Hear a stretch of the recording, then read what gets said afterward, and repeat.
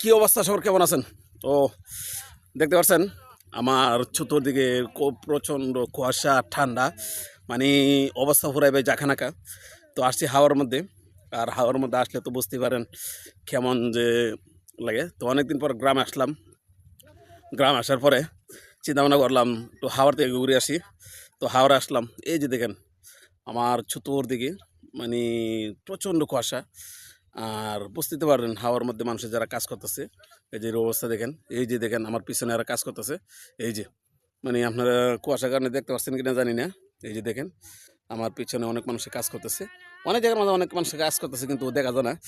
তো এই একটা জিনিস আমি চিন্তা করলাম, তো যারা আমরা শহর অঞ্চলে থাকি আর কি, তো হাওয়ার মধ্যে গ্রাম অঞ্চলের মধ্যে যারা থাকে তাদের যে কতটা কষ্ট হয় সেটা আমি আপনাদের সাথে একটু শেয়ার করি। এই যে দেখেন গ্রামে যারা থাকে, তো খুব সকালে কিন্তু তারা হাওরে আসে আর কি।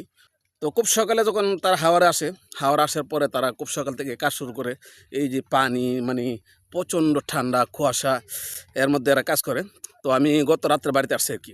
তো গত রাত্রে যখন বাড়িতে আসলাম তখন চিন্তা ভাবনা করলাম যেহেতু নিজের জমি আছে, তো একটু জমিগুলো দিকে আসি আর কি অবস্থা একটু ইয়া করে আসি আর কি। তো আসলাম, তো আমার পিছনে কয়েকটা জমি আছে, ওই জমিতে পানি দিয়ে আসছি। তো আর সামনে জমি আসছে, ওই জায়গাতে যাচ্ছি আর কি। দেখি গিয়ে আসলে কী অবস্থা হয় এখানে। মানে ভাই এই ঠান্ডা আমার দেখি আর কোনো কিছু ভালো লাগে? দেখেন মানে অবস্থা কিন্তু পুরাই খারাপ, বুঝছেন?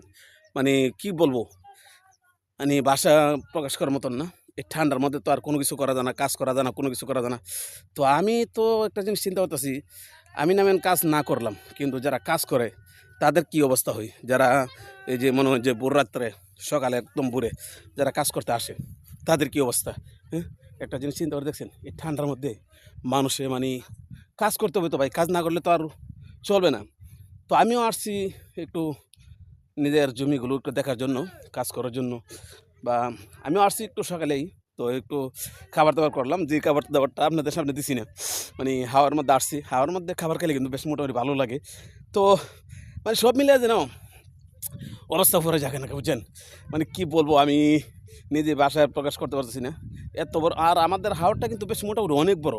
তো কুয়াশার কারণে দেখা যাচ্ছে না, তো অনেক বড় আমাদের এলাকার হাওরটা। এই যে দেখেন মানে অনেক বড়।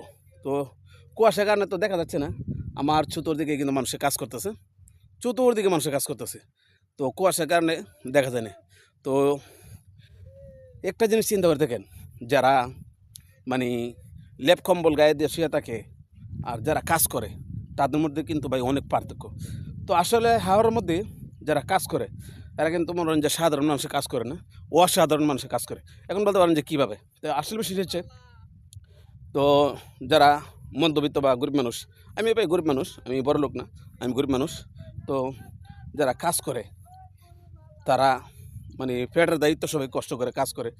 তো এই যে দেখেন এই কুয়াশার মধ্যে যখন কাজ করে, মানে পানিতে যখন নামে এই কুয়াশার মধ্যে, এই ঠান্ডার মধ্যে, তাহলে ভাই কেমনটা লাগে। আর অনেক মানুষে কিন্তু হাওয়ার মধ্যে মানে মহিষ গরু এগুলো নিয়ে আসছে আর কি কাজ করার জন্য। তো আসলে ভাই কি বলবো, আমি যদি আপনাদেরকে একটু সামনে দেখাই, একটা জিনিস আমি আপনাদেরকে দেখাই। তো একদম মানে অন্ধকার, বুঝছেন? এই অন্ধকার ভিতরে কিন্তু মানুষে কাজ করতেছে, এই যে দেখেন কোনো কিছু দেখা যায় না। মানে ভাই বেশি বুঝতে পারছেন? হ্যাঁ, এই ঠান্ডা মধ্যে কি মানুষের ভাই কাজ করা সম্ভব হয়? এই ঠান্ডা মধ্যে কিন্তু মানুষের কোনোভাবে কাজ করা সম্ভব হয় না। তো আমি যে আসলাম, তো আসলে মূলত এই ঠান্ডার মধ্যে একটু দেখার জন্য আসলাম। আর মূলত হচ্ছে আমার জমিগুলো একটু দেখলাম যে আমার জমিগুলোর কী অবস্থা আছে, আর জমিগুলো লাগানো হবে। কারণ যেহেতু বাড়িতে থাকি না, গ্রামে থাকি না, তো মাঝে মাঝে আসি গ্রামে।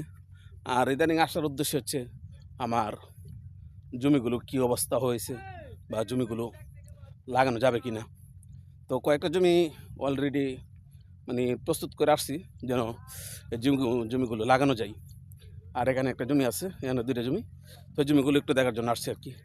তো কার কার এলাকার মধ্যে এরকম প্রচণ্ড ঠান্ডা আছে একটু জানাবেন। তো আমাদের এলাকায় প্রচণ্ড কুয়াশা, প্রচণ্ড ঠান্ডা, এর কারণে কিন্তু আমি মানে আপনাদের সাথে একটু শেয়ার করলাম। এখন আপনাদের এলাকার কী অবস্থা আছে এটা একটু জানাবেন। ভালো থাকবেন।